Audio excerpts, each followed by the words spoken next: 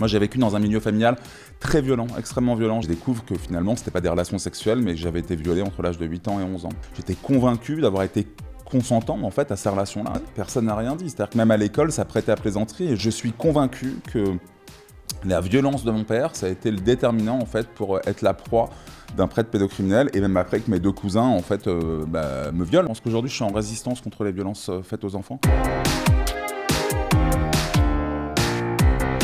En vrai, le podcast de nos engagés, à mes côtés, Arnaud Gallet. Arnaud, ça va ? Ouais, ça va et toi ? Ouais, ça va. On a un gimmick déjà dans l'émission pour commencer. Okay. On se dit tu, on se dit vous, on se dit quoi ? C'est l'invité qui donne le là. On se dit tu, c'est bien. C'est confort ? Ouais. Arnaud Gallet, militant pour le droit des enfants, sur le terrain, engagé, homme de conviction. Moi, c'est comme ça, tu vois, que je te présenterais si on était sur un plateau. Mais ce qui nous intéresse, nous, en vrai, c'est comment toi, tu as envie de te présenter au monde, surtout. Eh ben moi, je dirais que je suis anthropologue et je suis le papa d'un petit garçon de 10 ans et que je milite effectivement pour les droits des enfants en se disant qu'on va obtenir des victoires et on va y arriver. Voilà, je suis quelqu'un de très positif. On va obtenir des victoires, bah, oui. On va y arriver. Bah oui, on obtient des victoires. On a obtenu la fermeture de Betterame, on a obtenu différentes victoires qu'on est en train d'obtenir. Après, il ne faut pas lâcher parce qu'on voit bien que les mécanismes sont un peu ardus, donc, mais c'est pas grave. On rembobine. Bien, on est déterminé. Ouais, tu as l'air d'être déterminé. Je suis déterminé. Moi, j'aimerais connaître l'homme derrière Arnaud Gallet. On ne devient pas Arnaud Gallet militant comme ça du jour au lendemain. C'est quoi ton histoire ? Comment est-ce que tout commence ? Eh ben justement, j'y pense beaucoup en ce moment. Je pense que tout commence avec une personne qui a une vraie figure d'attachement dans mon histoire. C'est ma grand-mère maternelle. C'est une personne qui était résistante. Il y a une partie de ma famille, moi, qui a été déportée. Et la résistance, je pense que c'est un peu ça. Je pense qu'aujourd'hui, je suis en résistance contre les violences faites aux enfants. Et c'est pas pour rien. C'est parce que j'ai été élevé dans cette histoire-là. On m'a toujours raconté comment mon grand-père avait été déporté, comment eux-mêmes avaient été emprisonnés. Toute cette histoire, donc ne jamais oublier de savoir d'où on vient. Et moi, ça me va bien, donc de pouvoir parler de tout ça. C'est vrai que j'en parle assez peu, mais pour moi, c'est quelqu'un qui compte énormément. Tu l'as toujours à tes côtés, ta grand-mère ? Non, elle est décédée il y a maintenant un peu plus de 10 ans. C'était comment quand tu étais petit, ces rencontres avec elle, quand elle t'expliquait l'histoire de ta famille, ce qu'il y avait dans ton ADN ? C'était hyper émouvant parce que ça faisait vivre l'histoire autrement. C'est-à-dire que quand ma grand-mère me parlait donc de son père qui avait été donc déporté et qu'elle me remettait toutes les affaires qu'il avait eues à Buchenwald parce qu'il a été déporté à Buchenwald. Et d'ailleurs, elle m'a donné cette boîte avant de mourir, à moi, en me disant je te remets. Donc j'ai toute cette boîte avec des éléments de vie en fait, de mon arrière-grand-père. Donc ça me tient énormément à cœur. J'y pense tous les jours, je pense. Ça veut dire que ta grand-mère avait une boîte de son père, voilà, qu'elle a gardée et qu'elle t'a transmise. La boîte de la résistance. Il y a quoi à l'intérieur de la boîte ? Dans cette boîte, on retrouve le numéro qu'il avait, on retrouve des photos aussi avant, après, donc terribles, les fameuses photos qu'on connaît, parce qu'il est rentré, il avait la peau sur les os, et il est mort même pas un mois après, donc il a tenu 3 semaines, juste le temps de revoir sa famille avant de mourir. Et il y a des photos aussi de ses obsèques, parce que mon grand-père, en fait, mon arrière-grand-père était donc chef de réseau sur Angers, et juste en face de la gare d'Angers, il y a une rue qui s'appelle la rue Maurice-René Brémond. Il avait 7 tueries. Et c'est mon arrière-grand-père en fait qui est là-bas à Angers. Et pour moi, ça me tient particulièrement à cœur. Et c'est vrai que j'ai eu un échange récemment en disant avec quelqu'un qui me disait mais en fait toi t'es pas un survivant, toi t'es un résistant. Et je me suis dit mais c'est dingue de me dire ça parce que j'ai vraiment le sentiment c'est vrai, et je pense d'ailleurs qu'il faut passer de victime à survivant et après à rescapé pour se dire c'est un peu derrière nous et on peut avancer, voilà. Et donc je trouve que la résistance c'est quelque chose qui me tient particulièrement à cœur. Surtout dans un temps où, pour moi, là, ça me marque aussi beaucoup, où on a l'impression qu'on oublie un peu d'où on vient, on oublie un peu toute cette période, on voit qu'il y a quand même pas mal d'antisémitisme, il y a des choses qui remontent, et moi, sur lesquelles je suis extrêmement engagé, parce que je trouve que c'est... Enfin, j'ai l'impression, j'entends ma grand-mère qui me dit, on n'a pas perdu la vie de mon père pour ça, en fait. Il n'a pas donné sa vie pour qu'on en soit là aujourd'hui, donc elle était un peu écœurée quand même avant de mourir, en se disant, mais c'est incroyable, là où on en est. Et je pense que moi, ça me tient particulièrement à cœur, cette histoire-là, et je le dis avec un peu d'émotion, parce que ma grand-mère, c'était la personne chez qui en plus j'allais. Moi, j'ai vécu dans un milieu familial très violent, extrêmement violent. J'avais un père, en plus, qui était raciste, violent, etc. Et ma grand-mère m'a accueilli chez elle, à Angers. J'allais faire le jardin, différentes choses. C'est là qu'elle m'a raconté toutes ces histoires. Et j'ai eu, comme je suis anthropologue, c'est comme ça donc, que je me définis, j'ai eu le plaisir d'avoir 45 heures de récit de vie avec elle, que j'ai dans des petites cassettes encore, parce qu'à l'époque, c'était des cassettes. Et je les ai mis en fait par écrit. Donc c'est un récit de vie de ma grand-mère que j'ai remis en fait à toute ma famille au moment où elle est décédée en fait pour ses obsèques. J'ai eu à cœur de remettre cette histoire de la famille en fait qu'elle m'avait confiée sur des cassettes. Sur des cassettes, quoi, comme à l'époque. C'était ta grand-mère maternelle? Ma grand-mère maternelle, oui, tout à fait. Cette rencontre avec cette grand-mère maternelle tellement aimante, on imagine qu'elle a aussi élevé ta maman dans cette optique-là. Et puis ce couple entre ta mère et ton père qui va déterminer la personne que tu es. Cette relation avec ce père, comment elle se construit ? Comment elle se construit ? Déjà, j'ai du mal à l'appeler père. Moi, je l'appelle géniteur. C'est quelqu'un qui était extrêmement violent, extrêmement vexant. Moi, j'aimais lire, donc il me traitait, pour dire les choses clairement. Pour lui, j'étais une gonzesse, j'étais un PD, j'étais machin, enfin différentes choses. Parce que lui, il voulait que j'incarne la virilité, ce que j'incarnais pas du tout étant petit. J'aimais bien la poésie, j'aimais bien différentes choses. Et donc, pour lui, c'était... Et très tôt, en fait, il m'a brutalisé, mais de manière assez importante, avec des ceintures, enfin voilà, j'ai des traces moi un peu sur le corps encore aujourd'hui. Et donc j'ai du mal un peu à parler de ça. Et c'est vrai que le refuge pour moi c'était quand même ma grand-mère. J'avais un oncle aussi qui s'est suicidé après et qui venait me chercher même par moment parce qu'il savait très bien. Tout le monde savait que la violence de mon père, tout le monde la connaissait. C'était l'oncle frère de ta maman ? Le frère de ma maman, ouais. Tu as donné une triptyque qui est saisissante tout à l'heure. Tu as dit il faut évoluer, il faut passer de victime à militant, à résistant. Comment est-ce que dans ta vie, en vrai, ce qui fait que tu deviens, toi, Arnaud Gallet, le militant, l'engagé, l'anthropologue, celui qui veut comprendre, celui qui veut lutter, celui qui veut résister, comment ta vie passe de ce premier élément victime à ce second élément militant, à ce dernier élément aujourd'hui résistant ? C'est une très bonne question parce que je pense que j'ai mis du temps déjà à savoir que j'étais victime notamment de pédocriminalité, victime d'un double inceste. D'ailleurs au début, en fait à l'âge de 19 ans, en tombant sur c'est pour ça que j'ai toujours à cœur d'aller sur les médias, en tombant sur un documentaire qui était sur on disait à l'époque la pédophilie, maintenant on dit pédocriminalité dans l'église. Je tombe sur des témoignages et je découvre en fait que ce que j'ai vécu entre l'âge de 8 ans et 11 ans par un prêtre qui venait dormir à la maison, qui était un grand-oncle également, donc quelqu'un de la famille, et je découvre que finalement c'était pas des relations sexuelles mais que j'avais été violé entre l'âge de 8 ans et 11 ans. C'est quelque chose en fait, mais on m'en parlait pas. Moi j'ai grandi en fait dans les quartiers nord de Paris, donc banlieue, et à l'époque la gare de rattachement c'était Gare du Nord. Et on parlait de viol, de femmes, mais il y avait des personnes avec des couteaux. Moi, il n'a jamais mis un couteau, il m'a jamais mal parlé, il m'a jamais menacé ou quoi que ce soit. J'étais convaincu d'avoir été consentant en fait à ces relations-là. Et donc j'ai grandi en fait toute mon adolescence en pensant que j'étais homosexuel, donc je refusais même les attirances que je pouvais avoir pour des filles, etc. C'était quand même très compliqué. Et à l'âge de 19 ans, on va dire, je suis devenu victime parce que j'ai compris avec ce témoignage-là, ça a été un bouleversement terrible. Je suis tombé dans une grande dépression. Et là, je me suis dit, j'ai deux choses. Soit je me fous en l'air, parce que ça m'a traversé l'esprit, c'était extrêmement violent, et de comprendre ça, de me dire, mais comment je vais faire, etc. Et c'est vrai qu'après, les choses me revenaient petit à petit, où je me suis dit, soit il faut que j'aille voir un psy. J'ai été voir un psychiatre 2 fois par semaine pendant 10 ans.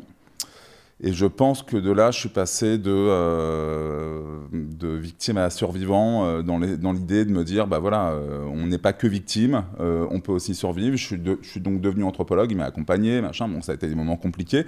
Mais bon, je suis fier de ce que je suis devenu, sans que mes parents puissent m'aider, d'ailleurs, même dans mes études. J'ai tout fait tout seul, je suis très content de moi. Et donc, ça a été cette première étape. Et là, je pense que, pourquoi après je parle de rescapé résistant, parce que, je vais le dire comme ça, parce que quand on survit, on a du mal à se dire que le bonheur est accessible. Et moi, je souhaiterais être heureux, amoureux, tout ce qu'on veut, etc. Donc je me dis, il faut toujours que ça reste dans une partie de ma tête parce que je ne pourrai jamais l'effacer. Il ne s'agit pas de ça quand même. Il ne s'agit pas de sortir d'une amnésie comme je l'ai fait, parce que j'ai fait aussi une amnésie traumatique. Moi, pendant 15 ans, avec 2 cousins qui m'ont violé quand j'avais 12 ans. Ça veut dire que de 8 ans à 11 ans, tu es victime d'un grand-oncle. Ouais, et après, à partir à 12 ans, de 12 ans, tu es violé par des cousins. Par 2 cousins, ouais. Et l'affaire est en cours là actuellement. Ouais. Donc ça a été extrêmement violent, plus la violence de mon père, donc bref tout ça. Et donc pendant longtemps, je me suis dit, je suis un écorché vif, j'arriverai jamais à m'en sortir, mais j'essayais tant bien que mal de mettre de la force, etc. Sauf que là, j'ai 44 ans aujourd'hui, j'ai donc un petit garçon, je suis heureux, je me dis, en fait, quelle vie je veux, en fait. Est-ce que, même s'il me reste, mettons, 3-4 ans à vivre, est-ce que je préfère pas vivre heureux même pendant 3-4 ans, même si avant j'ai galéré. Donc aujourd'hui, mon objectif, c'est celui-là, c'est de me dire... je peux avoir une parole forte en se disant on peut aussi résister, on peut s'en sortir, etc. C'est inégal parce que moi je pense que je le dois beaucoup au fait que j'ai été en thérapie. Je suis toujours en thérapie aujourd'hui, je vois toujours des psys. Il y a des personnes qui n'iront jamais, et puis en plus, ça a un coût. Moi, j'ai fait le choix, en fait, à mon niveau, d'investir là-dedans. C'est très cher aujourd'hui. Ça coûte combien une séance? Ça dépend. Ça dépend, mais on va dire c'est entre 60 et 80 euros, et encore, ça peut aller même au-delà de 100 euros. C'est pas donné à tous. C'est pas donné à tout le monde, et donc voilà. Moi, j'ai fait ce choix-là à l'époque. J'étais étudiant, j'étais pion parce que moi, j'étais maître d'internat. Et pour me payer mes séances de psy, je continuais. En fait, j'ai commencé à travailler au marché à l'âge de 13 ans. Et je continuais en fait à faire le marché le samedi et le dimanche pour me payer mes séances de psy 2 fois par semaine. Arnaud, est-ce que c'est OK de rembobiner cette période-là pour toi? Oui, bien sûr. C'est vraiment OK? Bah oui. Parce que tu dis, je le garde de toute façon dans un côté de ma tête, parce que je veux être heureux, mais je ne veux pas oublier d'où je viens. À 8 ans, 11 ans, quand on est victime, première fois que tu es victime, tu as une famille où il y a, tu l'as dit, à tout le moins du côté de ton père, de la maltraitance. Le fait que tu sois même rejeté, parce que tu n'es pas l'enfant prodigue, celui qu'il avait imaginé. Tu es toi. Bien sûr. Tu es l'enfant que tu es. À qui t'en parles? Tu en parles? T'en parles jamais? Tu subis? Qu'est-ce qui se passe? Non, j'en parle jamais parce que en fait tout le monde le sait. Mon père avait une bonne situation, donc dans une banlieue, on va dire assez cossue dans le nord de Paris. Et la violence de mon père, tout le monde la savait, que ce soit les voisins, que ce soit l'école. Donc c'était quelque chose qui a été complètement banalisé. Personne n'a rien dit. Personne n'a rien dit. C'est-à-dire que même à l'école, ça prêtait à plaisanterie. Et je pense que quand on est d'un certain niveau, on est un peu au-dessus même du système scolaire, différentes choses. Et c'est pour ça, moi j'en suis convaincu. C'est-à-dire qu'aujourd'hui, les violences, elles sont partout, quelles que soient les classes sociales, bien évidemment. Mais je pense qu'il y a quand même aussi des franges de la population qu'on voit nettement moins, notamment des personnes qui sont aisées, chez qui on ne rentre pas facilement et à qui on donne un statut en disant il y avait toujours en fait des personnes qui disaient ouais mais ton père il est quand même sympa parce que je sais pas il peut me donner un coup de main, différentes choses. Il avait une fonction on va dire dans la ville qui faisait que, enfin dans la rue qui faisait qu'à un moment donné il y avait des choses qui étaient acceptables. Et d'ailleurs petite anecdote, un jour j'ai voulu, parce que moi mon père donc c'était des actes de torture et de barbarie, ça allait très loin, il a été jusqu'à me pointer un fusil à pompe, voilà, et ma mère était présente, je l'ai su moi récemment parce qu'elle m'a dit qu'elle était dans l'escalier. J'ai voulu aller déposer plainte au commissariat, au bout d'un moment, parce que j'arrivais, moi, je faisais sortir mes 2 sœurs, donc j'ai 2 sœurs, une petite, une grande. Je faisais sortir ma mère quand mon père était violent. Tu voulais les protéger? Et donc je les protégeais, je me prenais plein de coups, donc lui il me tapait notamment avec un chausse-pied en fer, je me rappelle très bien, et je me protégeais le visage notamment avec mes bras. Et un jour je me suis dit c'est plus possible, je cours vers le commissariat.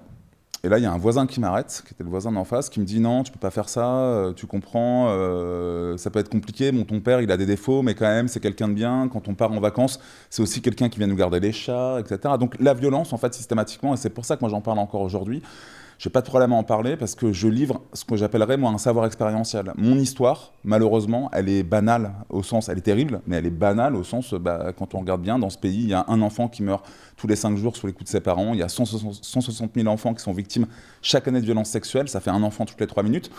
Donc finalement, on est dans quelque chose où on se dit unanimement, toute la société, c'est pas tolérable. Et quand on regarde bien les chiffres, aujourd'hui, si on regarde l'inceste, par exemple, il y a eu un sondage Ipsos en 2023, 11% de la population française. Donc ça veut dire que si moi je prends le risque de parler, c'est aussi pour dire que ça existe. Et moi, j'ai aucun problème par rapport à ça. Moi, je suis convaincu que la violence de mon père, ça a été le déterminant, en fait, pour être la proie d'un prêtre pédocriminel. Et même après que mes 2 cousins, en fait, me violent. Parce que moi, j'allais pas aller voir ni ma mère, ni mon père. Le fait de ne pas te considérer en tant que toi, le fait de te maltraiter, le fait de te rabaisser, c'était laisser cette porte ouverte à tous ces assaillants.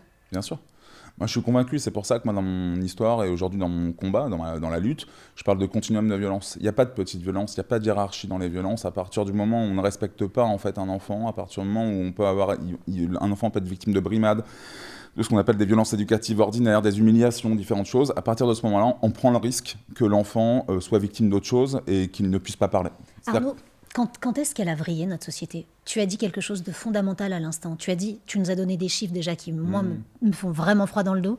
Et tu dis, en fait, c'est banal. Ça arrive tout le temps. À partir de quand notre société, elle a accepté que ça, des enfants violés, maltraités, violentés, soit presque la norme, soit devenu banal? Quand est-ce que ça a vrillé ? Moi, je pense que ça fait très longtemps en réalité. Je pense qu'aujourd'hui, ce qui est positif, c'est qu'on en fait une vraie force et un message politique qui est porté pour dire c'est plus jamais ça, mais au même titre que les violences faites aux femmes, ça a toujours été présent. Enfin, regarde, je prends un seul exemple par rapport à la pédocriminalité dans l'Église. Il y a Voltaire qui écrit au XVIIIe siècle, les prêtres se livrent à la pédérastie. La pédérastie, c'est quoi ? C'est le fait qu'il y ait des hommes qui, soi-disant, entraînent des plus jeunes pour être en capacité de leur montrer, on va dire, des choses. C'est quoi, en fait ? Il l'écrivait tranquillement. La pédocriminalité dans l'Église, qui a fait 330 000 victimes en 70 ans, ce qu'a dit le rapport de la commission indépendante sur les abus sexuels dans l'Église, en réalité, tout le monde savait. C'est comme Betaram, c'est comme... Enfin, tout le monde savait. Donc, ça veut dire que je pense que le message qui est positif, et c'est là que c'est compliqué, c'est que là où moi je suis positif et je crois en la victoire, c'est que je me dis, aujourd'hui on en parle plus. On en parle. Ça gêne, c'est-à-dire qu'il y a plusieurs années, on prend année 1986, j'aime bien une personne moi, que j'affectionne beaucoup, qui s'appelle Eva Thomas, qui était avec moi au niveau de la commission indépendante sur l'inceste et les violences sexuelles faites aux enfants. C'est une dame qui a... Exactement, c'est une dame qui a 88 ans aujourd'hui. Et en 1986, elle témoigne dans les dossiers de l'écran, qui était donc cette émission qui passait, et elle présente son livre où elle livre un témoignage d'inceste paternel. Tout le monde se rappelle de ça, mais moi ce qui m'a le plus saisi, c'était les téléspectateurs qui appelaient en disant... je suis ingénieur, je me livre à une relation amoureuse avec ma fille, en quoi est-ce que ça dérange, etc. Donc tout ça, en fait, 86, c'est pas le temps des dinosaures. Aujourd'hui, c'est plus possible parce que l'ARCOM, forcément, il y aurait un problème sur la chaîne télé, mais les personnes sont bien là encore. C'est-à-dire qu'il y a bien cette transmission-là et on vit dans cette société-là. Donc ça signifie que je pense qu'on a réussi à déplacer d'un point de vue sociétal, culturel, les limites, c'est-à-dire que ça serait plus possible. Par contre, maintenant, je pense que l'enjeu, c'est d'aller chercher les 160 000 enfants victimes de violences sexuelles chaque année, c'est de faire qu'il y en ait nettement moins, et c'est donc d'impulser une culture de la protection des enfants. Parce qu'il faut partir du constat qui est peut-être dur, de se dire qu'en France, on ne protège pas les enfants, et les droits des enfants sont très souvent bafoués, quasiment tous leurs droits. Mais Arnaud, comment est-ce qu'on va chercher les enfants quand c'est généralement, en tout cas dans la grande majorité des cas, au sein même de la structure familiale, les gens qui sont censés vous aimer, vous protéger, vous nourrir, vous dorloter, que ces abus arrivent. Tu vois, tu le sais toi également, comment c'est possible, comment on fait ? Déjà, si au niveau de l'école, au niveau des lieux qui accueillaient les enfants, on mettait en place différentes actions pour être en capacité de dire aux enfants votre parole en fait peut être reçue ici et donc on peut vous protéger, ça irait mieux. Et ça arrive dans l'école.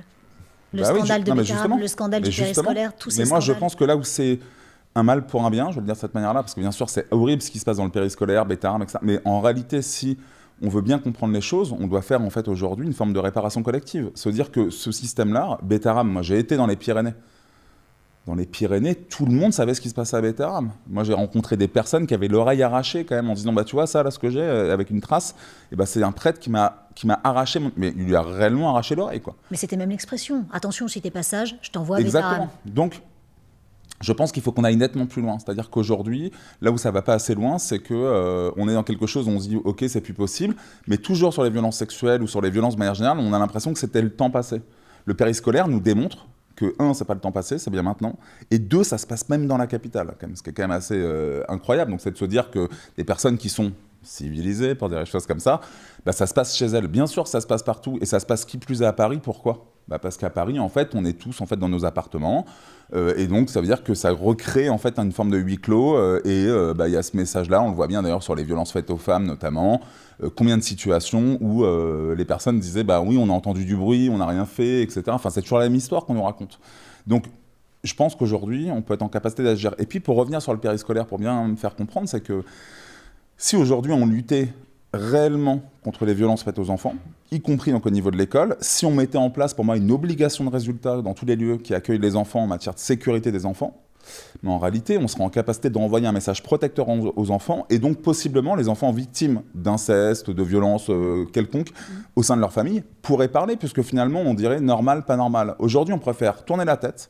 On préfère sortir le parapluie, service après-vente, voilà, comme ça a été fait. Moi, je trouve que ce qui est fait, par exemple, sur Paris aujourd'hui, ça va pas assez loin. Ça va pas assez loin parce que, en fait, déjà, on peut pas dire que les enfants, leur seul droit, ça va être protégé. Les enfants ont des droits, tous les droits des enfants, c'est le droit à l'éducation, c'est le droit au loisir, c'est le droit à l'identité. Bref, on peut tous les dire. Et donc, ça signifie, mettons en place, c'est ce que fait d'ailleurs le maire de Saint-Ouen qui s'appelle Karim Ouamran, mettons en place un document unique de mise en application de la Convention internationale des droits des enfants. Pourquoi c'est important ? Parce qu'aujourd'hui, on nous dit qu'il y a 3 enfants par classe qui sont victimes de violences, ok, violences sexuelles. On est d'accord que ça signifie qu'il y en a aussi 27 autres. Quand les classes sont à 30, on sait bien qu'elles sont un peu plus de 30, mais peu importe. Ben, ça signifie que les autres, il ne faudrait pas non plus que leurs droits soient bafoués. Donc si on veut, au bout d'un moment, il y ait une égalité dans ce pays, c'est-à-dire qu'on est quand même dans un état de droit, ben, appliquons les droits des enfants de manière générale, et puis comme ça, en plus, ça veut dire que les enfants sont bien des citoyens d'aujourd'hui, ça sera des citoyens de demain, et donc ça veut dire qu'on est dans quelque chose qui peut être que aller dans le bon sens, à mon sens, au niveau de la société. Et ça, je pense que c'est essentiel comme message. Et aujourd'hui, on ne va pas assez loin. Aujourd'hui, ils sont tous...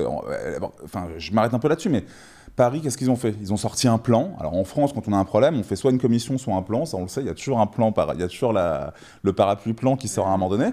Et puis, ils ont fait collector, si je peux dire les choses comme ça, sur Paris, parce qu'ils ont même nommé la personne qui était responsable de la protection de l'enfance, Dominique Versini, ils l'ont nommé défenseur des enfants. Alors qu'à la limite, on pourrait s'attendre que cette personne-là, alors qu'il y a eu des enfants qui ont été tondus sur Paris, au niveau de l'aide sociale à l'enfance, qu'il y a eu des enfants au niveau du périscolaire, on peut se dire que la protection de l'enfance a failli. Donc théoriquement, la personne responsable, soit elle démissionne, soit elle est évincée. Non, là, elle est promue. Donc il y a un truc qui ne tient pas en réalité. Alors sous prétexte que oui, d'accord, elle a été défenseur des enfants avant, etc. Mais c'est pas ça le sujet. On a déjà un défenseur des enfants qui est une autorité indépendante. Donc là, on vient entraver, à mon sens, le travail du défenseur des enfants. Donc avec l'effet parapluie, eh ben, on crée encore plus d'omerta. Et ça, pour moi, c'est insupportable. C'est-à-dire qu'il faut agir de manière pragmatique. Que cherchent les parents aujourd'hui au niveau du périscolaire? C'est simple. C'est de savoir que leurs enfants, en fait, sont en sécurité, en fait, au niveau de l'école. C'est pas de savoir que quelqu'un a été nommé défenseur des enfants et est là pour comptabiliser le nombre de plaintes. Et que ça ne se reproduise jamais. Exactement. Une fois déjà, c'est une fois de trop. Une fois déjà, c'est une fois de trop. Et malheureusement, là où il y a des enfants, il y a des prédateurs. Donc ça signifie que si on part de ce principe-là, ça signifie qu'il faut qu'on soit vigilant et qu'on soit en capacité de mettre en place un message aussi très fort. Et comme ça évite, ça dissuade les prédateurs.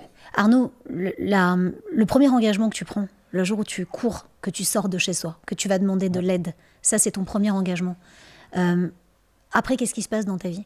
Quand est-ce que tu décides que ça ne se reproduira plus jamais? Quand est-ce que tu décides que tu ne seras plus victime et que tu vas agir?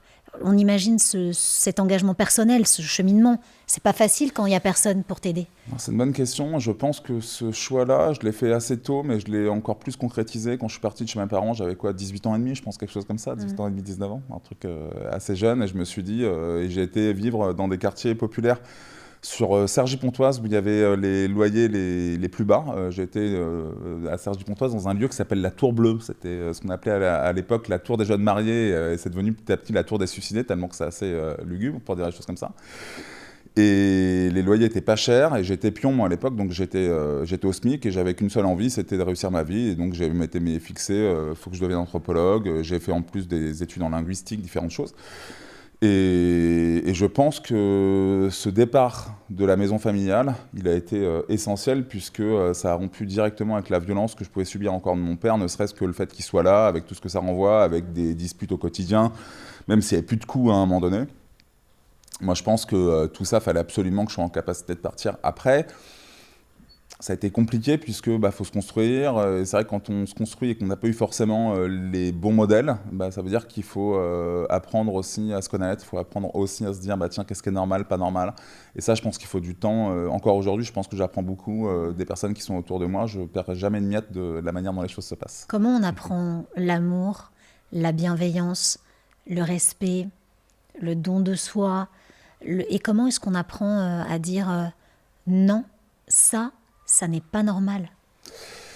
C'est une très bonne question qui est assez difficile, puisque la vraie question, c'est quand on a appris à aimer dans un contexte, parce qu'on aime toujours même ses parents qui sont maltraitants au début, voilà, oui, et ça signifie que ça a un impact. Mais moi, je pense qu'on apprend aussi énormément grâce à la thérapie. Moi, je le dis, moi, les psys m'ont énormément aidé encore aujourd'hui. Parce que ça m'a permis d'avoir cet espace-là pour comprendre, pour poser les choses, pour avoir aussi une forme de contradictoire, des personnes qui viennent avec d'autres références, qui me disent voilà comment ça peut se passer, qui me parlent aussi. Moi, par exemple, il y a quelque chose qui m'a beaucoup enseigné sur moi-même. Par exemple, je sais que j'ai une forme de pathologie du lien, c'est-à-dire que je suis, au regard du fait d'avoir été victime d'inceste, j'ai du mal en fait à tisser des liens amicaux, tout ça en fait, ça veut dire que très rapidement, ma sphère en fait autour de moi peut être insécurisante. Et ça, c'est typique des personnes qui sont victimes d'inceste, on n'en parle pas assez. Donc je l'ignorais. C'est ce qu'on appelle une pathologie du lien. Donc ça signifie que Par exemple, moi, tous les liens sécures que je peux avoir à travers le militantisme et ceux que je crée, c'est des liens en fait que j'arrive à me créer, mais c'est pas mon lien, comment dire, psycho-affectif. C'est pas des personnes qui sont directement autour de moi dans mon quotidien. Dans mon quotidien, on va dire, je suis assez seul. Pour rentrer dans ton quotidien, c'est hyper dur. Ouais, t'as fermé les portes. Ouais, je pense que je peux avoir du mal aussi à faire confiance quand tu dis comment aimer. Je pense que je suis quelqu'un qui peut douter. Je suis quelqu'un parce que pour moi, l'amour, il a été mis à rude épreuve, comme dans mon histoire. Donc ça signifie que derrière, il y a toujours un peu ce doute. Mais c'est pour ça, je dis qu'à un moment donné, une fois qu'on se connaît, une fois qu'on veut mettre ça en sa tête, je suis convaincu que si... Je le disais tout à l'heure finalement, c'est-à-dire que si je me dis systématiquement que tout est en lien avec le fait d'avoir été victime, je m'en sors jamais. Si je me dis en fait qu'une chose, ça peut être en lien avec plein d'autres raisons que le fait d'avoir été victime. C'est un cercle vicieux. Oui, donc tu n'en sors pas. Exactement. Ouais. Et moi, je suis convaincu aujourd'hui que dans mon mindset, je souhaite me dire que voilà, c'est bon, j'ai assez donné, on va dire là-dessus. Je suis passé par des phases très compliquées puisque j'ai lutté pour être la personne que je suis aujourd'hui. Et aujourd'hui, je vais être heureux, c'est ce que je me dis. On dit que l'espérance de vie des personnes qui ont été victimes de violences sexuelles notamment est réduite parce que pour différentes raisons. Moi, par exemple, j'ai un problème cardiaque, j'ai un problème au poumon, j'ai différentes choses. Je me dis, c'est pour ça que je le disais tout à l'heure aussi, si j'ai même 2, 3, 5, 10 ans, j'en sais rien, on ne sait pas combien de temps on a vu. Non, mais je sais bien, mais peu importe. Ce que je veux dire, c'est que pour moi, 2, 3, 4, 5, 10 ans heureux, ça vaut une quarantaine d'années même à avoir un peu galéré. Je pense que pour moi, c'est essentiel. Et c'est ce message-là aussi que je veux porter. T'es drôlement humble, un peu galéré, mais j'imagine que ça fait partie aussi de ta reconstruction. C'est important, mais t'as beaucoup galéré, t'es un survivant. C'est important que les gens te le disent, tu es un survivant oui, bien sûr. Et tu aides les autres dans ton engagement au quotidien. Quand on est un survivant, quand on a vécu ça, quand on a un garçon qui a cru qu'il aimait les garçons alors qu'en fait non, qui était un garçon sensible, qui s'est fait violer, maltraiter, qui porte les stigmates sur la peau. Parfois on arrive à oublier, mais quand on regarde la peau et qu'il y a des stigmates, il y a des rappels. T'avais peur d'être papa ? T'avais peur des réactions que t'allais avoir avec ton enfant, t'avais peur de ne pas pouvoir aimer, par exemple ? Non, j'avais jamais eu peur. Au contraire, moi, je voulais plein d'enfants.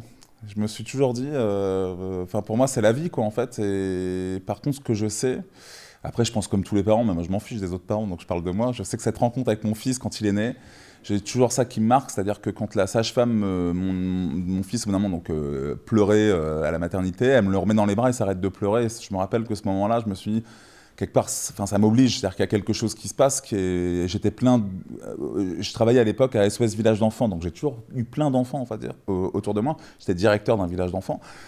Mais là, le fait que ce soit le mien, le fait qu'il y ait quelque chose qui ne s'explique pas, en fait, cette rencontre qui est assez incroyable, comme tous les parents peuvent la vivre, je peux le dire comme de cette manière-là, mais quand même, je pense que c'est essentiel. Et après, moi, j'ai surtout eu, et c'est là que mon engagement militant s'est renforcé, c'est que quand je l'ai eu dans mes bras, je me suis dit, mais comment c'est possible ? C'est-à-dire que moi, mon père, dès l'âge de 2-3 ans, c'était des coups, c'était des humiliations. Moi, je me suis dit, mais quand je voyais ou quand je vois encore mon fils aujourd'hui, enfin même demain, j'en sais rien, je me dis, mais c'est improbable.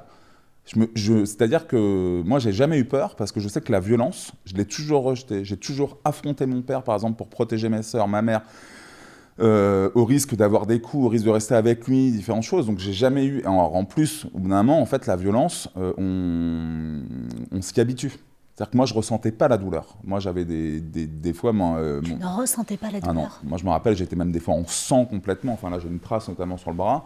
Je me rappelle que, parce que c'était à des moments de crise terrible où il fallait tout gérer, il fallait que je fasse sortir ma mère, mes sœurs, etc. Je me disais... en fait, l'important pour moi, c'était de mettre tout le monde en sécurité. C'était pas en fait ma souffrance, donc j'allais pas voir ma mère pour qu'elle me prenne dans ses bras. En fait, c'est moi qui endossais ce rôle de soit grand frère. Enfin voilà, donc il y avait quand même toute cette violence-là qui était hyper puissante. Et pour autant, finalement, je l'ai toujours rejetée, cette violence. Oui, tu l'as jamais normalisée. Ouais, non. T'as jamais eu peur de reproduire ce schéma ultra J'ai jamais eu envie de taper toxique. personne, à part sur un terrain de rugby. Même pas ton père? Si, mon père s'est arrêté de me taper à l'âge de 14 ans, le jour où en fait j'ai réussi à le mettre au sol. Ah ouais. Je l'ai pas tapé, je l'ai immobilisé, en fait je l'ai mis au sol, alors que c'est quelqu'un qui est assez trapu. Et le jour où je lui ai mis une balayette et que je l'ai mis au sol, il a pu lever la main sur moi. Après, il pouvait être humiliant, avoir différents propos, mais plus jamais sa main s'est levée. En vrai, tu en as voulu à ta mère? Ouais, ça c'est très compliqué puisque ma mère, j'ai jamais su, elle est toujours avec mon père. Après, c'est très compliqué, ça vient dire aussi de quelque chose de la condition des femmes, c'est-à-dire que ma mère a été pendant très longtemps mère au foyer. Est-ce qu'elle-même, elle a le choix encore aujourd'hui de pouvoir partir, pas partir, parce qu'économiquement, ça peut être compliqué pour elle. Je pense qu'elle se pose différentes questions. Ce que je sais, c'est que j'en ai voulu au bout d'un moment parce que bien sûr que pour moi, les violences étaient tellement extrêmes. Je prends l'exemple, ma mère par exemple, quand je lui dis, mais tu sais que papa, il a été jusqu'à me braquer avec une arme. Ma mère me dit, c'était il n'y a pas si longtemps, il y a 3 ans. Elle me dit, je sais, j'étais dans l'escalier. Moi, j'étais tellement forcément flippé par ce fusil à pompe qui était braqué sur moi, je ne pensais pas qu'elle était là. Et elle me dit ça, et je me dis que même ça, par exemple, elle n'a pas été capable de me protéger alors que ça partait. Enfin, moi, j'en savais rien si c'était chargé, pas chargé. Enfin, bref, et puis, faut bien imaginer mon père avec une arme quand même assez importante, en plus un fusil à pompe braqué sur moi. Donc bien sûr, et puis même après, toutes les violences en fait que je subissais au quotidien, que mes sœurs aussi subissaient inévitablement, même si elles n'ont pas pris de coups comme moi j'ai pu en prendre. Et moi, c'est là que je suis convaincu aussi, c'est que pour moi, je ne suis pas plus victime que mes sœurs, par exemple. Moi, je suis convaincu justement que c'est tout un système en fait qui est victime de quelqu'un qui agresse, et ça, je suis convaincu depuis tout petit. Donc ce que je fais aujourd'hui, c'est presque naturel. C'est pour ça que pour moi, c'est essentiel de se dire, mais bon sang, et déjà, en plus, on peut envoyer un message puissant, on peut s'en sortir. Moi, je pense que j'en suis l'exemple.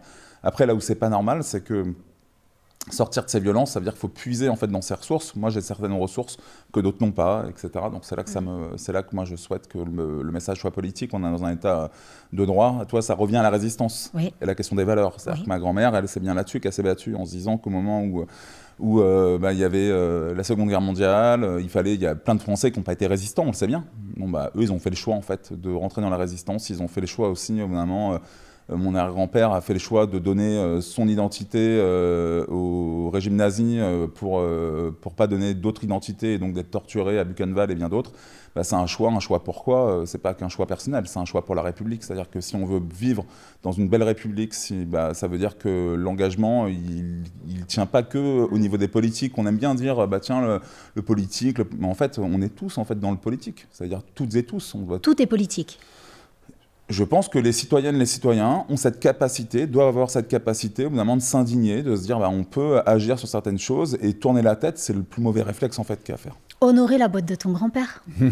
que j'ai montré à mon fils en oui, plus là. Que tu as montré à ton fils. Ils ont parlé à l'école justement de la déportation. Et moi, comme j'ai intervenu en fait pendant très longtemps, j'intervenais dans les écoles dans le Maine-et-Loire pour parler justement de la résistance et de ce que ma grand-mère m'avait raconté. Forcément, j'avais mon petit PowerPoint et donc j'allais. Et donc là, je lui ai raconté un peu. Ça lui parle automatiquement puisqu'à l'école on en a parlé et lui, il était touché en fait de voir ça tout de suite. On a été à un super musée d'ailleurs, qui est le musée de la déportation, là sur Paris, qui est un musée incroyable, très fort, exceptionnel, et lui, il y a été avec l'école, et moi j'avais fait la sortie. Et donc là, je lui ai dit, mais attends, et puis il a bien vu donc Buchenwald et tous les camps qu'il y a eu. Et quand je lui ai montré, et du coup, la répercussion que ça a, forcément, quand il a son arrière-grand-père, on avait un bout du pyjama, enfin différentes choses, bref, que je lui ai montré, ça lui parle d'autant plus, et je lui ai dit, mais tu vois, on vient de là. Et je pense que c'est essentiel, en fait, qu'il le sache, sans en faire trop, bien entendu, pour pas lui dire, voilà, c'est quelque chose...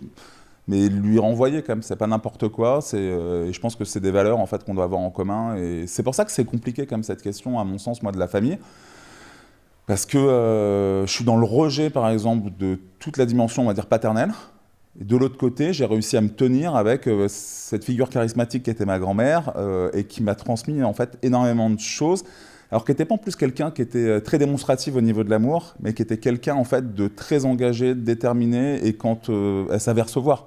Donc moi, comme j'étais bien reçu chez elle, et je me rappelle, on a eu des discussions à bâton rompu sur plein de sujets, on n'était pas forcément d'accord, etc. Mais toujours, il y avait quelque chose de respectueux et de rappel en fait sur la question des valeurs, sur la question de la République française, sur la question aussi du débat politique, sur le fait que le racisme c'est non, l'antisémitisme c'est non. Ça, c'est des choses qui m'ont été inculquées très tôt, et pourtant mon père est toujours raciste, donc c'est quand même assez paradoxal. Donc, j'ai pu quand même avoir ce message qui passe beaucoup plus facilement que la violence de mon père. La survie et l'engagement, tu nous l'as expliqué, c'est grâce à ça aussi que tu t'en es sorti. Ton engagement, ça demande quoi au quotidien par rapport à ce que tu as vécu ? Si on se parle en vrai depuis le début, Arnaud, les personnes qui sont violées, violentées, etc., il me semble, mais tu connais parfaitement les chiffres, 1 personne sur 2 tentera de se suicider. Ouais, alors pour moi, ce qui a été compliqué, on va dire, j'ai eu des répercussions de mon engagement militant sur ma sphère professionnelle. J'étais, moi, pendant longtemps directeur général d'associations, notamment de protection de l'enfance. Et le fait que j'ai exprimé avoir été victime d'un double inceste, et un jour une journaliste, parce qu'elle n'a pas fait attention, elle avait marqué que j'étais directeur général, elle a nommé l'association, j'ai eu le droit à une lettre de recadrage par le conseil d'administration. Quoi ? Ouais, j'ai eu le droit à des lettres de recadrage. Pourquoi ? J'ai eu le droit après à des syndicats qui montaient au créneau dans une autre association, parce que je pense qu'on ne le dit pas suffisamment, en fait, dans ce pays. Plus de 9 fois sur 10, on dit à un enfant ou à un enfant devenu adulte, je te crois, mais je ne te protège pas, voire t'es un menteur, t'es une menteuse. C'est ce que nous ont dit les 33 000 personnes qui ont témoigné au niveau de la commission indépendante sur l'inceste et les violences sexuelles faites aux enfants. Donc la société dit, l'inceste c'est non, dans la réalité c'est non, mais, parce que voilà, et donc il ne faut pas trop que ça remue, et si ça remue trop, on a l'impression en fait qu'il faut absolument éjecter, parce que l'interdit, plutôt que de se dire qu'il faut l'appliquer, on le rejette. Et moi, c'est ce que j'ai connu, et donc ça a forgé d'autant plus. Moi, j'ai décidé, là maintenant, ça fait 18 mois que je suis à temps plein là-dessus, en me disant je ne m'étais jamais arrêté. J'ai été indemnisé par l'Église, puisque j'ai eu 60 000 € en fait, de dédommagement. Et j'ai fait le choix de me dire, bah, tiens, ces 60 000 €, vu la manière dont les choses se sont passées, je préfère l'investir dans la cause, parce que pour moi, ça signifiait absolument rien. Et donc voilà, donc quand même, c'est quelque chose qui a été extrêmement difficile pour moi, et c'est vrai qu'à travers ça, à travers cet engagement, pour moi, ça a été ces derniers temps très compliqué pour différentes raisons. Déjà, c'est que j'ai été indemnisé par l'Église, dans des conditions où on m'a fait 6 entretiens de 3h30 avec des questions du type, je suis désolé, hein, on met des warnings. Bien sûr. Du type, est-ce que vous avez eu une érection quand vous avez été sodomisé ? Est-ce que vous aimez les garçons ? Enfin bref, un tas de questions comme ça qui me faisaient sans cesse en fait vriller complètement. Je sortais de là, j'ai eu des phases d'alcoolisation très fortes, des envies de mourir, machin, qui étaient terribles. Pour au final, alors que les personnes avaient en plus la preuve, parce qu'il y avait des correspondances entre mon agresseur et sa congrégation religieuse. Mais comme si en France, quand on est victime et qu'on prétend avoir de l'argent, bah faut être la bonne victime, quoi. Faut absolument répondre et faut voir éventuellement. Attends, parce que c'est assez affreux pour qu'on s'y arrête. Mais attends, c'est pas fini. Il y avait celui qui t'a violé en parlait à ses supérieurs ? Moi, j'ai fait partie des 22 signalements de la commission indépendante sur les abus sexuels dans l'Église. C'est-à-dire qu'on nous a dit, en 2021, il y a 330 000 victimes de pédocriminalité dans l'Église, en 70 ans, 13 enfants par jour. Et moi, j'ai reçu une lettre qui disait, on a signalé vos éléments, puisqu'ils ont retrouvé des éléments en fait, au niveau de la congrégation Don Bosco. Ça a été signalé au parquet. Sauf qu'il n'y a pas de poursuite, mon agresseur étant mort. Tout ce qui est non-dénonciation, en fait, c'est prescrit. Donc, il y a une extinction. Donc, comme c'est prescrit, et comme il y a des preuves, moi, ils m'ont versé 60 000 €, ce que je trouve terrible, parce que la seule réaction que j'ai eue, je leur ai dit, donc en fait, je l'ai dit comme ça, spontanément, je fais en fait, donc c'était un viol tarifé. À l'année ? Je leur ai dit, 20 000 € l'année. Bah franchement, et encore même pas, non, ça fait 5 viols. 5 viols, j'ai été violé 5 fois par mon agresseur, donc 60 000 €, donc c'est 12 000 € le viol. Oui, c'est ça. C'est un truc, c'est atroce, c'est quelque chose qui pour moi m'a complètement révolté. Je me suis dit, mais comment c'est possible ? Surtout en fait quand ces éléments, des personnes ont les preuves, je me dis, mais qu'est-ce que ça dit du système aujourd'hui, d'une congrégation Don Bosco qui accueille encore des enfants en situation de handicap ? Est-ce que ces enfants-là sont réellement dans des espaces sécures ? Moi, ça me fait peur, en fait, quand ça se passe aujourd'hui. Ils accueillent aussi des mineurs non accompagnés, donc des enfants étrangers qui sont en France, isolés, enfin voilà. Donc on se dit, mais c'est des personnes qui sont extrêmement vulnérables. Est-ce qu'aujourd'hui, on regarde la manière dont ils se comportent avec moi, est-ce que ces enfants sont en sécurité ? J'ai posé la question un peu partout. Moi, j'ai été à l'Élysée, j'ai été à Matignon, j'ai été voir des députés, parce que je me suis dit, mais c'est pas possible dans ce pays. Et on m'a dit, ah oui, l'histoire, elle est importante, c'est important, mais il ne s'est rien passé derrière. T'as rencontré Emmanuel Macron ? J'ai pas rencontré directement Emmanuel Macron, mais j'ai rencontré au moins 3 conseillers d'Emmanuel Macron à l'Élysée sur cette question-là, en rendant compte aussi de la manière dont les victimes de pédocriminalité dans l'Église sont traitées, parce que ne serait-ce que par exemple ce barème de 60 000 €. Tu vois, c'est important et les gens ne voient pas ça, parce qu'on se dit au début, c'est bien, les victimes quand même, elles ont de l'argent. Parce qu'on sait bien que les victimes, elles font ça pour de l'argent, bien évidemment. Non, mais je plaisante. On ne peut pas se dire que c'est bien parce que des victimes ont eu de l'argent. Ce que je veux dire, c'est que théoriquement, il n'y a pas de plafonnement. Pourquoi ? Parce qu'il y a un principe de droit fondamental qu'on appelle la réparation intégrale. Je prends un exemple, c'est pas ce que je souhaite. Je traverse la rue, j'ai une voiture qui me shoot. J'ai une jambe en moins, c'est pas ce que je souhaite.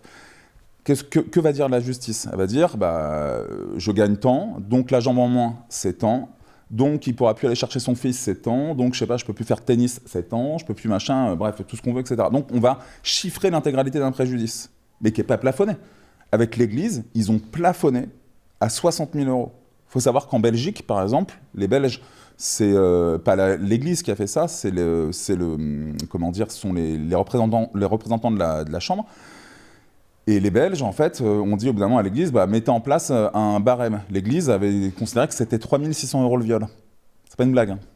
Donc ça veut dire que les députés sont revenus à la charge en disant, mais attendez, vous vous foutez du monde. Et donc là, ils ont déplafonné. Ils ont dit, on fait une réparation intégrale, puisque le préjudice au regard, je sais pas, de l'amnésie traumatique, au regard des conséquences psy, au regard, enfin bref, tout le préjudice, il est colossal. Et donc maintenant, ça suffit un peu cette histoire-là. En France, on fait rien. En France, l'État français ne fait rien. Et d'ailleurs, c'est intéressant cette histoire de pédocriminalité dans l'Église, parce que ça a fait du bruit là, avec Bétaram notamment. Il faut savoir que le rapport de la commission indépendante sur les abus sexuels dans l'Église avait dit à l'époque 330 000 victimes de pédocriminalité dans l'Église, dont 106 000 dans des établissements privés, avec ou sans contrat. C'est-à-dire que la question de Bétaram, on la connaissait déjà. Les Bétaram sur le territoire national sont connus depuis très longtemps. Aujourd'hui, on fait style, on a l'impression de découvrir, mais c'est pas vrai. Mais pourquoi, d'après toi, tu dis en France, on laisse faire? Pourquoi, d'après toi? Comment est-ce que tu arrives à l'intellectualiser? Moi, je pense que c'est une dimension de culture. C'est-à-dire qu'on n'est pas, et c'est là que c'est intéressant, moi, ce que je retiens de la commission indépendante sur l'inceste et les violences sexuelles faites aux enfants, des 33 000 personnes qui nous ont parlé, c'est que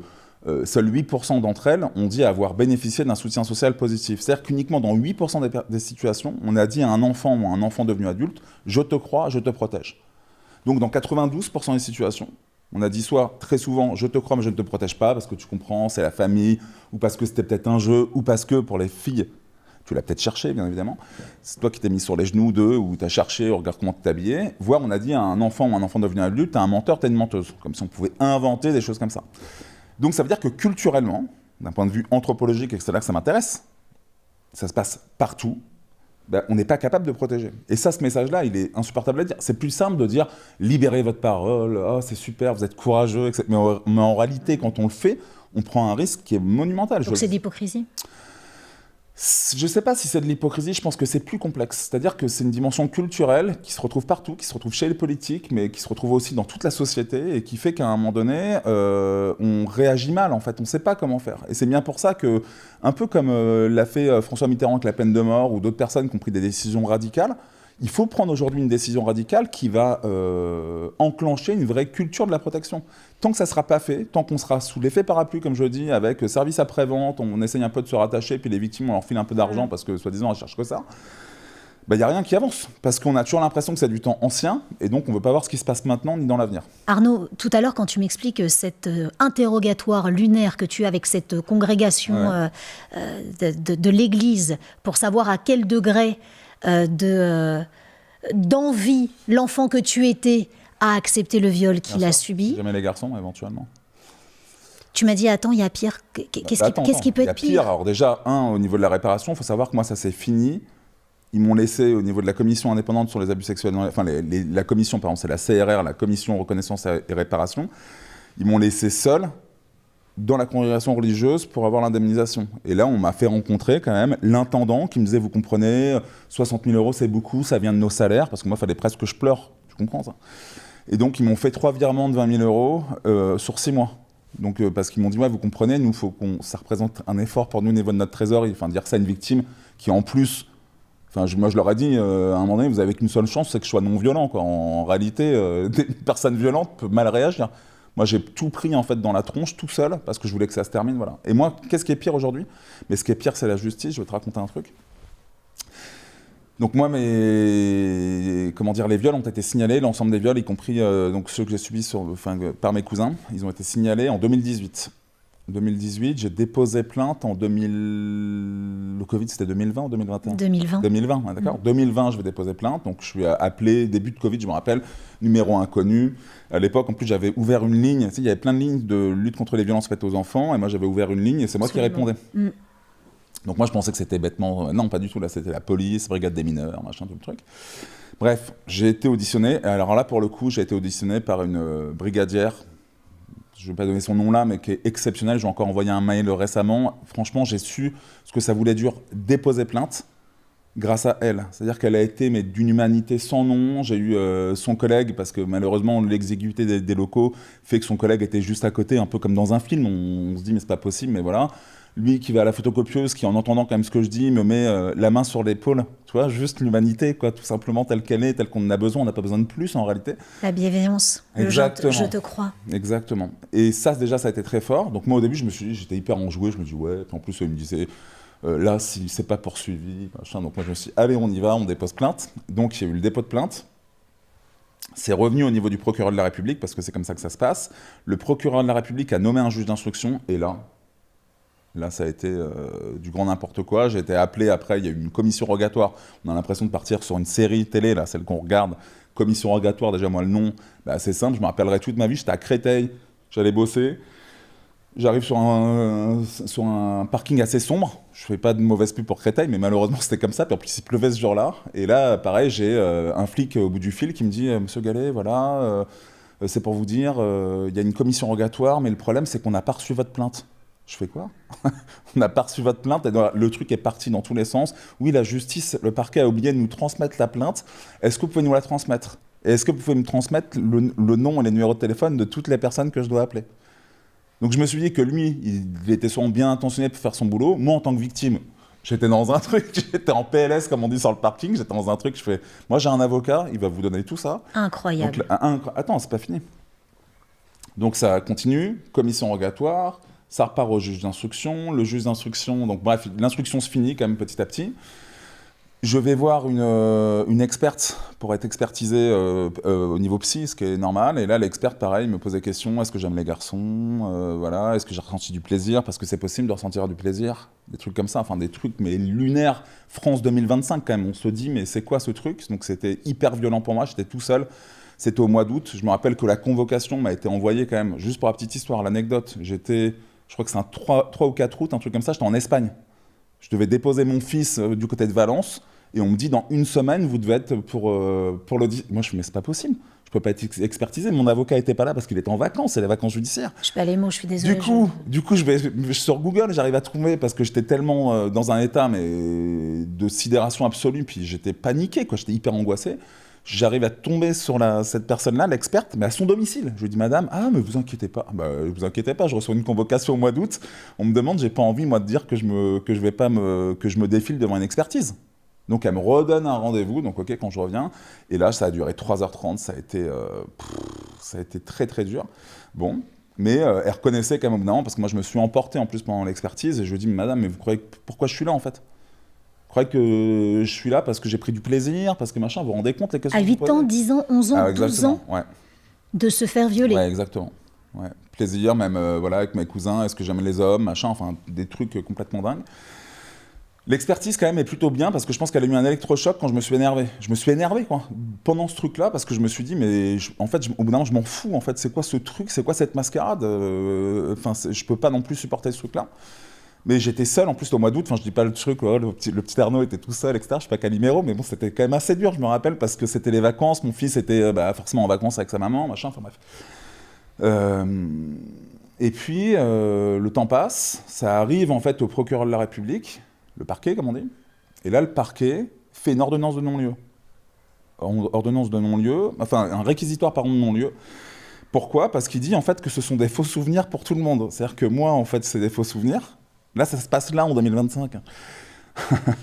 Faux souvenirs pour moi, bon, ce qui est courant en fait pour les victimes, parce qu'on dit souvent qu'il n'y a pas d'amnésie traumatique. Avec mes cousins, j'ai fait 15 ans d'amnésie traumatique, les faits sont revenus, ils ont reconnu les faits. Tes agresseurs ont donc reconnu les faits? Bien sûr, moi tous les agresseurs ont reconnu les faits. Et la justice dit qu'eux aussi c'était des faux souvenirs? Et bien justement, le réquisitoire du parquet dit faux souvenirs pour tout le monde, donc eux aussi en fait ils inventent, grosso modo, donc tout le monde invente. On se retrouve tous en fait, alors que moi j'ai la même version tout le temps. Et eux changent de version, mais bon, forcément, on invente tous. Donc moi, au début, j'ai même pas... Je me rappelle, et d'ailleurs, j'arrivais à Angers ce jour-là, toi, incroyable. J'avais un rendez-vous à Angers que je connais comme ma poche, qui est une ville que j'adore. Je me suis perdu dans Angers. J'avais rendez-vous à la mairie, mais le truc improbable. Mais j'étais tellement dans un état de sidération absolue, je me suis dit, mais c'est quoi ce truc? Et pourtant, je suis blindé, hein, je veux dire les choses comme ça. C'est-à-dire, j'ai le bon réflexe, je peux appeler ma psy, machin, tout ce qu'on veut. Mais c'était tellement violent, je me suis dit, mais c'est quoi ce truc? Attends, c'est pas fini. Arrive maintenant, après, l'ordonnance de non-lieu du juge d'instruction, qui, elle, balaye les faux souvenirs, qui balaye l'amnésie traumatique, qui dit « il y a viol, mais c'est pas assez caractérisé », donc non-lieu. Ils sont pas relaxés. c'est écrit, il y a viol, mais c'est pas assez caractérisé. Mes avocats, qui eux se disent, bah, nous, ils croient au droit, quoi. Ils se disent, à un moment donné, on fait pas ça pour rien. Ils disent, ouais, je suis désolé, là, faut qu'on fasse un appel auprès de la chambre de l'instruction. Donc moi, en plus, je découvre comment fonctionne la justice. Forcément, vraiment, je me retrouve embarqué dans des trucs que je connaissais même pas. Et mes avocats font un appel auprès de la chambre de l'instruction, et là, le non-lieu vient d'être cassé à l'instant, en fait. C'est-à-dire que la chambre de l'instruction dit que c'est pas possible, en fait, de tout ça, et donc ils donnent, comment dire, ils accordent, en fait, ce que mes avocats demandaient depuis le début, à savoir une confrontation avec mes agresseurs. Moi, j'ai toujours demandé, moi, je leur ai dit, mettez-les-moi en face, il n'y a pas de problème, on va voir si j'invente. On va voir, il n'y a pas de problème. Moi, je suis prêt aujourd'hui, je n'ai pas peur d'eux. Et puis même, ça m'agace parce que je les vois en plus, ils se rétractent sur des trucs. Je leur dis, bah, dans ces cas-là, pas de problème. On m'a refusé dans un premier temps quand même cette... confrontation. Il y a des faux souvenirs. Ils refusent la confrontation. Enfin, c'est un truc complètement dingue. Donc maintenant, ça va être possible. Donc maintenant, on attend la suite. Mais par contre, pourquoi je parle de ça? Parce que, en fait, ce qui est vu comme une bonne nouvelle, moi, je m'étais fait au non-lieu de la justice. Je m'étais dit non-lieu, en plus il y a écrit viol, je me suis dit quelque part ça fait 8 ans que ça dure. Je voulais que ça s'arrête en fait. Je me suis dit justement je vais être rescapé, je vais être heureux, je veux que ce soit derrière moi, je veux que ce soit là, puis machin, je m'étais dit c'est bon. Et en fin de compte, cette décision de casser le non-lieu, je suis ressorti de là, je me rappelle, mon avocat était là, il y a un des deux, peu importe. J'ai même pas eu la politesse de lui dire bah viens on passe un temps ensemble. Moi je suis reparti dans ma voiture. Et j'ai fait 2 jours plus tard une tentative de suicide. C'était la deuxième que je faisais en fait. J'ai fait une tentative de suicide le 7 février dernier et le 22 février où je suis resté 3 semaines hospitalisé. J'ai pris des comprimés, de l'alcool, enfin différentes choses. En fait, ça a été tellement un moment en fait pour moi irrespirable, insupportable, un truc. C'est même pas humiliant. C'est lunaire en fait. On a l'impression, je me dis mais c'est moi qui invente ce truc ou quoi? C'est quoi ce déni de justice au final? Qu'est-ce qu'on m'inflige? C'est-à-dire que maintenant, alors que j'ai fait 8 ans, c'était finalement du grand n'importe quoi, parce que j'ai eu les 2 non-lieux, là c'est cassé, je me dis en fait ça va repartir au niveau du juge d'instruction, mais ça va donner quoi? Je sais pas en fait. Je sais pas ce que ça va donner. Donc pour moi ça a été extrêmement... Et j'ai craqué en fait complètement, je pensais avoir été... J'avais jamais fait ça de ma vie. Moi qui pensais être, entre guillemets, solide, pour dire les choses comme ça. Et j'ai voulu le rendre public parce qu'on avait tout fait aussi pour qu'il y ait une commission qui se passe, commission d'enquête au niveau de l'inceste, au niveau de l'Assemblée nationale. Et du coup, j'ai écrit une lettre, là, ça correspondait quasiment à la veille. Je devais aller à l'Assemblée nationale pour ouvrir la commission d'enquête. J'ai pas pu le faire et j'ai transmis, en fait, j'ai écrit jusqu'à 2h du matin. J'ai transmis ça à la secrétaire générale de Mouvement Enfant qui s'appelle Suzanne Fruget, et qui a lu en fait cette lettre publiquement, et parce que pour moi, je le dis, l'inceste tue en fait, et ce qui tue en fait, c'est pas tant ce que les agresseurs nous font, c'est aussi derrière, et j'y tiens, c'est la victimisation secondaire, c'est-à-dire comment est-ce que la justice, comment est-ce que la société, à travers ce qu'elle inflige en plus aux victimes, mais en fait ça nous broie, en fait, on est dans quelque chose qui est complètement, qui est d'une violence, mais inouï. Et moi, en plus, au moment où là, je me disais, c'est bon, on remet plus de pièces là-dedans, c'est fini. Là, on me dit, je repars, et là, à mon avis, ça fait 8 ans que ça dure. Là, j'en ai encore pour 3, 4, 5 ans, je sais pas. Hein. Là, je suis reparti, là, mes avocats m'ont dit, bon, maintenant, ça suffit, parce qu'ils ont eu peur, en plus, mes avocats, qui sont super, enfin bref, qui sont vraiment des personnes, pour moi, très bien, et j'ai bien compris, en fait, pourquoi ils voulaient faire l'appel. Et là, ils m'ont dit, ouais, là, tu nous laisses... ne t'occupe plus de ça, ce qui est compliqué, quand même, parce que c'est de mon histoire, mais eux ont eu gain de cause, donc je suis obligé de leur faire confiance. Mais j'en suis là, de me dire aujourd'hui, après 8 ans, on casse le non-lieu, on repart en fait sur 3-4 ans, c'est-à-dire qu'il y a des délais de procédure. Moi, je connais quelqu'un qui a été victime de violences sexuelles comme moi par un prêtre. Ça fait 12 ans qu'il est en procédure. On se rend compte de ce que c'est de 12 ans de procédure en fait pour des faits aussi graves. Donc on prend le risque en plus de laisser des agresseurs dans la nature, parce qu'ils ne sont pas en préventive, on ne peut pas rester 12 ans en préventive. Et les victimes en finir. Et les victimes... Mais les victimes, en fait, le bon réflexe, à un moment donné, je suis désolé de le dire, bien sûr qu'on n'en peut plus. Qui peut subir autant de torture, en fait, à un moment donné? C'est de la torture. Moi, je sais que je l'ai vécu vraiment comme un truc. Et pourtant, en plus, ce qui était très compliqué pour moi, c'est que la décision de non-lieu, tout le monde autour de moi disait « c'est super, c'est génial, c'est machin ». Et moi, j'étais là « non, moi, je pensais que c'était fini, en fait. Moi, je voulais que ça soit terminé ». Donc, j'ai eu un truc complètement paradoxal. Et après, j'ai compris... J'ai assisté au procès, je suis venu pour le délibérer, ça m'a soulagé parce que j'ai entendu effectivement la manière dont c'était fait. Le réquisitoire du parquet aussi, qui pour le coup venait casser le non-lieu, était très bien fait. Mais je trouve ça quand même, enfin, je trouve qu'on est mis quand même à rude épreuve, faut le dire, et je le redis, en plus, il y a une inégalité. Enfin, moi, je le fais, je me dis, mais si je peux dire les choses comme ça, même moi, alors que j'étais préparé, je me suis retrouvé dans un truc, et j'en ai eu de la peine parce que forcément, en plus, on est, tu vois, socialement aussi sur la question du suicide, peut-être pour revenir un peu dessus, quand même, c'est important, c'est que beaucoup de gens m'ont dit aussi, pense à ton fils, comme si je pensais pas à lui. Culpabilité fois deux. Ouais, mais et je pense que c'est de la maladresse. C'est pareil, culturellement, on n'est pas bon. Culturellement, en fait, quand on vient de faire ça, on a envie d'un câlin, en fait. On a envie qu'on nous dise, voilà. Non, là, on m'a dit, ouais, mais tu comprends, en plus, ça te monte à la tête, tu milites trop, tu machin, tu truc. Limite, c'est de ma faute, quoi. Et à l'hôpital, au passage, j'ai fait 3 semaines, j'arrivais pas, en fait, j'étais en complète dissociation, c'est-à-dire que j'étais forcément dans des moments difficiles, donc j'arrivais pas à lâcher, je faisais des vidéos dans la cour, machin, enfin, la vie sur les réseaux sociaux, comme on dit. Écoute, tu as fait ce que tu as pu. Ouais, puis même, c'est-à-dire que quand on dit que c'est un état de dissociation, c'est-à-dire que c'est ce qui me permet de vivre en réalité, c'est-à-dire que je suis dans quelque chose qui j'étais incapable de me poser. La survie. Exactement. La survie. T'es un survivant, hein. T'es un rescapé, hein. T'es un survivant, t'es un rescapé. Et t'es un résistant parce que t'es là. Exactement. Comment ça va aujourd'hui? Ça fait pas longtemps, hein, ta TS. Hein. Comment ça va pour de vrai, en vrai? C'est assez dur. C'est dur parce que j'ai du mal à réaliser que j'ai fait ça. Jamais j'aurais cru en fait pouvoir faire ça. Aujourd'hui, on me donne encore, les médecins ont peur que j'ai des médicaments tout le temps, donc tous les jours je vais chercher ma barrette de médicaments parce que j'ai besoin de médicaments. Donc ça me renvoie quelque chose aussi de l'ordre de prendre soin de moi, que je vis peut-être un peu mieux qu'à l'hôpital parce que je vois une infirmière tous les jours qui est super. Mais c'est assez dur et je me dis, et puis c'est surtout que je me fixe l'objectif d'être heureux, je me fixe l'objectif de me dire, voilà, c'est la voie du bonheur et donc à un moment donné, il faut vraiment que j'arrive, là j'ai été très loin. Et ce que je souhaite, c'est que ce soit derrière moi. Et là, c'est un peu proche de moi. Parce que je suis encore un peu en ambulatoire. Enfin, bon, c'est un peu compliqué. Mais en tout cas, ça a été un moment... et j'ai vu la mort, quoi. Je me suis retrouvé dans un état, j'étais inconscient. Donc ça signifie qu'il y a tout ça, en fait, derrière qui est extrêmement violent. Je me suis dit...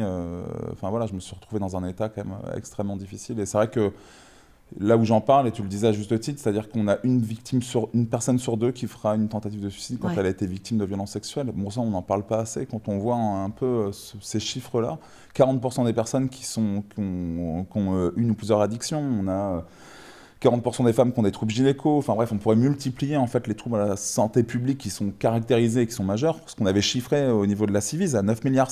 On s'était dit que c'est le coût du déni. En fait, aujourd'hui, le fait qu'on soit dans le déni, ça coûte à la société 9,7 milliards. Et ben on se rend compte qu'on peut faire différentes choses. On n'a pas l'impression que les choses évoluent beaucoup. Mais même si on a quelques victoires, mais il faut encore y aller beaucoup. Arnaud, il y a une grande lumière autour de toi. T'as beaucoup d'aura. Ton combat, il est beau. Merci. Merci à toi. Merci à toi. Pour ce que tu fais, pour les enfants, pour les victimes qui t'écoutent, les enfants, les femmes, les hommes, pour cette libération de la parole. Et tu vas t'en sortir. Bah oui. Et moi, je te crois. Tu sais qu'il y a beaucoup de gens qui te croient et que grâce à toi, il y a des enfants qui vont pouvoir parler et on va leur dire qu'on les croit. Merci.